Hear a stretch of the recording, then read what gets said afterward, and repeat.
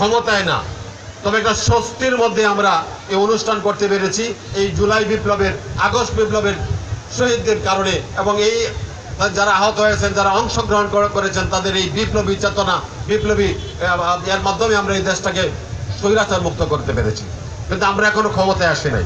এই দেশটা একটা গণতান্ত্রিক প্রক্রিয়ায় একটা সরকার গঠন হবে, এই সরকারের মাধ্যমে দেশ পরিচালিত হবে। আমরা তখন এই গণতান্ত্রিক অধিকার আমরা উপভোগ করতে পারবো। এই স্কুলের অনেক সমস্যা আছে, আমরা জানি। এই আমদাদ হোসেন তরুণ সাহেব হোসেন্দি হাই স্কুলের শিক্ষক ছিলেন, আমি তখন হোসেন্দি হাই স্কুলের সভাপতি। উনি অত্যন্ত মেধাবী একজন শিক্ষক, এবং আমি আশা করব এই এলাকার অভিভাবকরা, এলাকার নেতৃবৃন্দ যদি ওনাকে সহযোগিতা করেন, তো এই স্কুলের রীত গৌরব ফিরিয়ে আনা ওনার দ্বারা সম্ভব।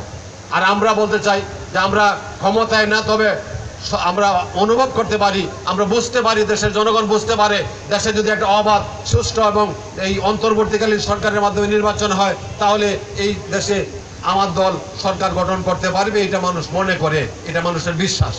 যদি এরকম হয়, আমরা সরকার গঠন করতে পারি, শুধু কথা দিতে পারি, আমার নেতৃবৃন্দরা এখানে আছেন, তাহলে এই স্কুলের সমস্যাগুলি চিহ্নিত করে এইখানে আমরা এই স্কুলের যে সমস্যাগুলি থাকবে, যেগুলি জরুরি, এগুলি আমরা পূরণ করব আমাদের সরকারের মাধ্যমে ইনশাল্লাহ।